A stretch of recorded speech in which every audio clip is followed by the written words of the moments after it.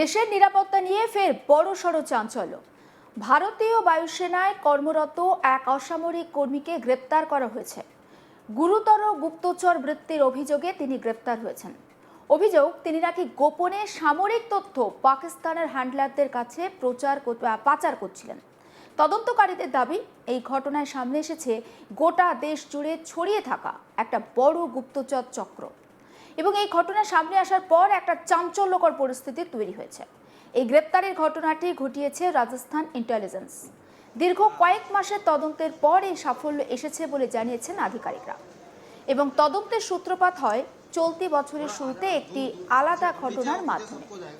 রাজস্থান পুলিশের অতিরিক্ত মহাপরিচালক ইন্টেলিজেন্স প্রফুল কুমার জানিয়েছেন, এই মামলার সূত্র ধরে খুঁজে পাওয়া যায় 2026 সালের জানুয়ারি মাসে।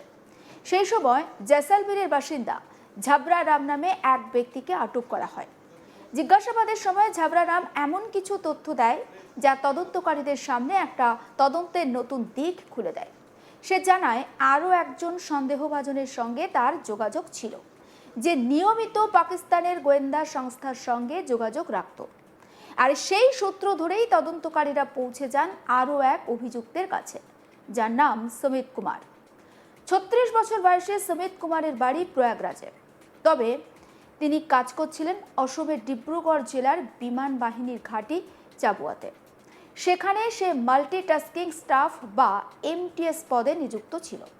তদন্তকারীদের দাবি, নিজের এই পদ এবং কাজের সুযোগকে কাজে লাগিয়ে তিনি গোপন তথ্য সংগ্রহ করতেন। তারপর সেই তথ্য সোশ্যাল মিডিয়ার মাধ্যমে পাকিস্তানের হ্যান্ডলারদের কাছে পাঠিয়ে দিতেন। এই তথ্য পাওয়ার পর একটি যৌথ অভিযান চালানো হয়। রাজস্থান ইন্টেলিজেন্স এবং বায়ুসেনার ইন্টেলিজেন্স ইউনিট একসঙ্গে কাজ করে সুমিত কুমারকে চাবুয়া থেকে আটক করে। এরপর তাকে জয়পুর নিয়ে আসা হয় এবং বিস্তারিত জিজ্ঞাসাবাদ করা হয়। তদন্তকারীরা জানিয়েছেন, সুমিত কুমার 2023 সাল থেকে পাকিস্তানের গোয়েন্দা সংস্থার সঙ্গে যোগাযোগ রেখেছিল।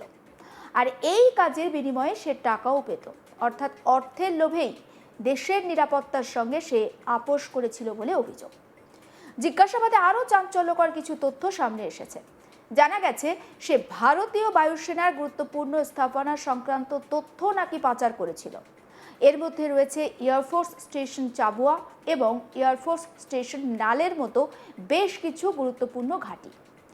সে যে তথ্যগুলো পাঠাতেন তার মধ্যে ছিল যুদ্ধ বিমান কোথায় রাখা আছে, মিসাইল সিস্টেমের অবস্থান কি, এমনকি অফিসার এবং অন্যান্য কর্মীদের সম্পর্কে গোপন তথ্য। এই ধরনের তথ্য শত্রুপক্ষের হাতে গেলে তা দেশের নিরাপত্তার জন্য যে একটা বড়সড় হুমকি হয়ে দাঁড়াতে পারে, সেটার বলার অপেক্ষা রাখে না। তদন্তে আরও জানা গেছে, সুমিত কুমার শুধু তথ্য পাঠাতেন না, সে পাকিস্তানের হ্যান্ডলারদের জন্য সোশ্যাল মিডিয়া অ্যাকাউন্ট তৈরিতেও সাহায্য করত। নিজের নামে ইস্যু করা মোবাইল নাম্বার ব্যবহার করে সে এই অ্যাকাউন্টগুলো খুলে দিত, যাতে সন্দেহটা কম হয়। এই ঘটনায় 22 মার্চ সুমিত কুমারকে অফিসিয়ালি গ্রেপ্তার করা হয়। জয়পুরের স্পেশাল পুলিশ স্টেশনে তার বিরুদ্ধে মামলা দায়ের হয়েছে। তার বিরুদ্ধে প্রয়োগ করা হয়েছে অফিসিয়াল সিক্রেটস অ্যাক্ট এবং ভারতীয় ন্যায় সংহিতার বিভিন্ন ধারা। এদিকে গুপ্তচর বৃত্তি মামলায় আবারও সাফল্য পেল পুলিশ।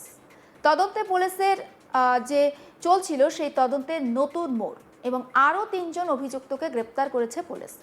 এই 3 জনের মধ্যে একজন মহিলা রয়েছেন। এই নতুন গ্রেপ্তারির ফলে মোট ধৃতের সংখ্যা বেড়ে দাঁড়ালো 14।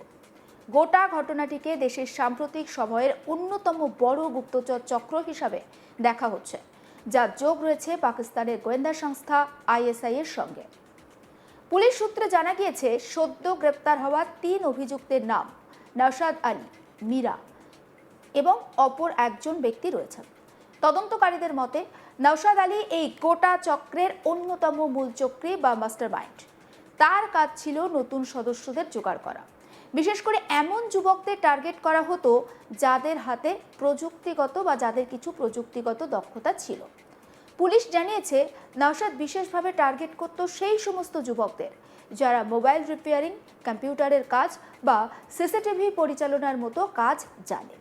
আর এর সঙ্গে আরেকটি গুরুত্বপূর্ণ বিষয় হলো, সে সাধারণত আর্থিকভাবে দুর্বল পরিবারের ছেলে মেয়েদেরকেই বেছে নিত, কারণ টাকা দেখিয়ে তাদের সহজেই বশে নিয়ে আসা সম্ভব হতো।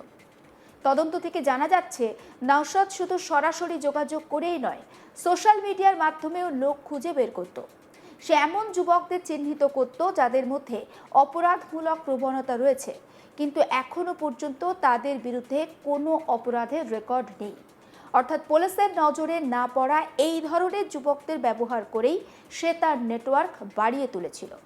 এই চক্রে মহিলাদেরকেও পরিকল্পনা করে যুক্ত করা হয়েছিল, কারণ মহিলাদের উপস্থিতি সাধারণভাবে সন্দেহটা কম হয়। এই কৌশলকে কাজে লাগিয়ে তারা অনেক জায়গায় নিজেদের কার্যকলাপ চালিয়ে যাচ্ছিল। এই মামলায় গ্রেপ্তার হওয়া মীরার নামে মহিলার ভূমিকা অত্যন্ত গুরুত্বপূর্ণ। পুলিশ জানিয়েছে মীরা এই চক্রে অস্ত্র সরবরাহের কাজ করত। আরও চাঞ্চল্যকর তথ্য হলো, এর আগেও 2025 সালে তাকে দিল্লি পুলিশের স্পেশাল সেল গ্রেপ্তার করেছিল। পরে সে আবার এই গুপ্তচর চক্রের সঙ্গে যুক্ত হয়।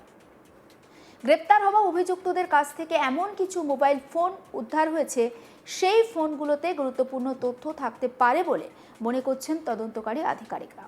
তদন্তকারীরা এখন সেই সমস্ত তথ্য খতিয়ে দেখছেন, যাতে এই চক্রের আরও বড় জাল উন্মোচিত করা যায়। একবার শুনে নিন এই তদন্তের সঙ্গে যুক্ত এক পুলিশ আধিকারিকের বক্তব্য।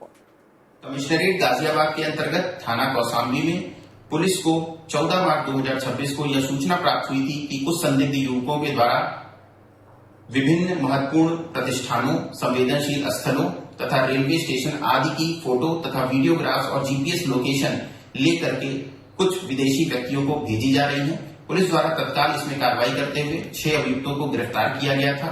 साथ ही साथ इसमें सुसंगत धाराओं में ऑफिशियल सीक्रेट एक्ट के अंतर्गत तथा बीएनएस के अंतर्गत थाना कौशाम्बी पे मुकदमा अपराध संख्या 76/2026 पंजीकृत किया गया था।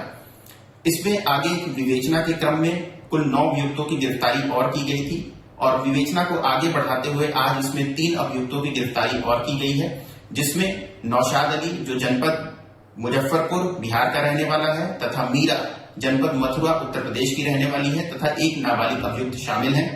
नौशाद अली से पूछताछ के क्रम में यह तथ्य सामने आया है कि नौशाद अली विभिन्न सोशल नेटवर्किंग प्लेटफॉर्म साइट से जुड़ा हुआ था और इसने कई सोशल नेटवर्किंग ग्रुप बनाए हुए थे। इसमें ये आर्थिक रूप से कमजोर पृष्ठभूमि के लड़कों को तलाश करता था जो तकनीकी रूप से दक्ष हों, इनको इस ग्रुप में जोड़ता था और इनके माध्यम से भी विभिन्न स्थलों, विभिन्न महत्वपूर्ण प्रतिष्ठानों की फोटो और वीडियोग्राफ्स मंगाता था। जो दूसरी अभियुक्ता है मीरा, इसका काम असलहों की तस्करी का था, जिसके संदर्भ में इसके ऊपर पूर्व में भी दिल्ली में मुकदमा पंजीकृत है। इसके अलावा ये महिलाओं को इस समूह से जोड़ने का प्रयास करती थी, जिससे संदेह की स्थिति कम से कम हो।